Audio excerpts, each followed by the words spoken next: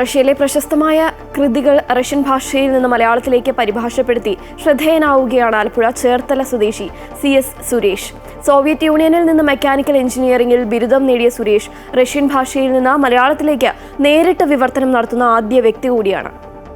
സാഹിത്യം ഇഷ്ടവിഷയമായിരുന്നുവെങ്കിലും mechanical engineering പഠന വിഷയമായി തിരഞ്ഞെടുക്കേണ്ടി വന്ന കൗമാരക്കാരൻ ഒരു നിയോഗമെന്ന വണ്ണം അതിനായി അവസരം ലഭിച്ചതാകട്ടെ സോവിയറ്റ് യൂണിയനിലും. നീണ്ട 7 വർഷക്കാലം റഷ്യ എന്ന മഹാരാജ്യത്തിൻ്റെ ഭാഷയും സംസ്കാരവും ഉള്ളുതൊട്ടറിഞ്ഞാണ് ആ കൗമാരക്കാരൻ ഇന്ത്യയിലേക്ക് തിരിച്ചത്. ഇന്നത് മറ്റൊരു ചരിത്രത്തെ കൂടി അടയാളപ്പെടുത്തുകയാണ്.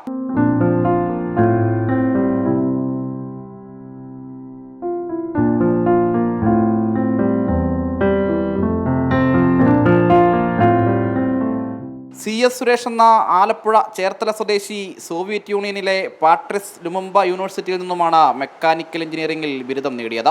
ആ അനുഭവ സമ്പത്ത് റഷ്യൻ ഭാഷയിൽ നിന്ന് മലയാളത്തിലേക്ക് നേരിട്ട് വിവർത്തനം ചെയ്ത ആദ്യ വ്യക്തി എന്ന നേട്ടത്തിലേക്ക് കൂടി കൊണ്ടെത്തിച്ചു. എല്ലാം ഒരു നിയോഗം പോലെ. വളരെ ആകസ്മികമായാണ് ഞാൻ വിവർത്തനത്തിൻ്റെ ഒരു രംഗത്തേക്ക് വരുന്നത്. ശരിക്കും വിവർത്തനം എൻ്റെ ഒരു തൊഴിലേ അല്ല. എന്നിരുന്നാലും റഷ്യൻ ഭാഷ അറിയാമെന്നുള്ളതുകൊണ്ടും റഷ്യൻ ഭാഷ എൻ്റെ വളരെ അടുത്ത ഒരു ഭാഷയായി മാറിയിട്ടുണ്ട് എന്നുള്ളത് കൊണ്ടുമാണ് അങ്ങനെ ഒരു രംഗത്തേക്ക് വരാൻ ഇടയായത്. ഗ്രീൻ ബുക്സിൻ്റെ മാനേജിങ് ഡയറക്ടർ ഒരിക്കൽ എന്നോട് ചോദിച്ചു,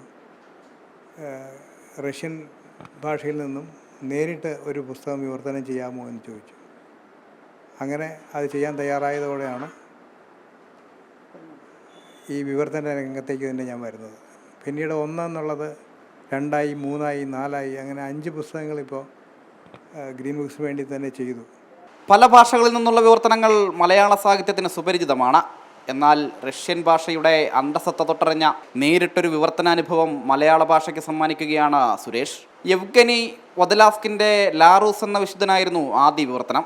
ഇന്ന് 5 റഷ്യൻ സാഹിത്യകൃതികൾ സുരേഷ് മലയാളത്തിലേക്ക് പരിഭാഷപ്പെടുത്തി കഴിഞ്ഞിരിക്കുന്നു. നീലാകാശത്തിൽ നിന്ന്, ലാസറിൻ്റെ പെണ്ണുങ്ങൾ, പെത്രോ കുടുംബത്തിൻ്റെ പനിക്കെടുതികൾ, ഒരു പെൺകുട്ടി, മെട്രോപോൾ ഹോട്ടലിൽ നിന്നും എന്നിവയാണ് മറ്റ് കൃതികൾ. ആദ്യ ബുക്ക് വിവർത്തനം ചെയ്തപ്പോൾ സത്യം പറഞ്ഞാൽ എനിക്കൊരു പേടിയുണ്ടായിരുന്നു വിവർത്തനത്തിലേക്ക് ഇറങ്ങാനായിട്ട്. കാരണം ഇത് വളരെ അക്കാഡമിക്കായ ഒരു സംഗതിയാണ്. ഞാനൊരു എൻജിനീയറാണ്. അപ്പോൾ എങ്ങനെയാണ് ഇത് രണ്ടും കൂടെ കൂട്ടിയോജിപ്പിക്കുക എന്നുള്ള ഒരു സംശയം എനിക്ക് എപ്പോഴും ഉണ്ടായിരുന്നു. അങ്ങനെ എങ്കിലും ഞാൻ ധൈര്യപൂർവ്വം അതിലേക്ക് ഇറങ്ങി. ആദ്യം പുസ്തകം എടുത്ത് മറിച്ച് റഷ്യനിലുള്ള പുസ്തകം വായിച്ചു നോക്കിയപ്പോൾ എനിക്ക് ചില ഭാഗങ്ങൾ മനസ്സിലാകുന്നേ ഇല്ല. അപ്പോൾ ഞാൻ ഒന്നുകൂടെ മനസ്സിരുത്തി വായിച്ചു, മനസ്സിലാക്കാൻ ശ്രമിച്ചു. മനസ്സിലായി, കുറേ കാര്യങ്ങൾ മനസ്സിലായി. ഞാൻ എഴുതാൻ തുടങ്ങിക്കഴിഞ്ഞിട്ട് പിന്നെ ഒരു ഘട്ടം വന്നപ്പോൾ ഒരു ബ്രേക്ക് വന്നു. കാരണം എനിക്കത് വ്യക്തമായിട്ട് അങ്ങോട്ട് മനസ്സിലാകുന്നില്ല എന്താണ് സംഗതി. അപ്പോൾ അവസാനം ഞാൻ തീരുമാനിച്ചു ഏതായാലും എഴുത്തുകാരനെ തന്നെ വിളിക്കാം. അങ്ങനെ ആ പുസ്തകം എഴുതിയിട്ടുള്ളത് വൊദലാസ്കിൻ എന്ന് പറയുന്ന ഒരു ആധുനിക റഷ്യൻ എഴുത്തുകാരനാണ്. അദ്ദേഹത്തിൻ്റെ നമ്പർ കണ്ടുപിടിച്ച് ഞാൻ വിളിച്ചു, സംസാരിച്ചു.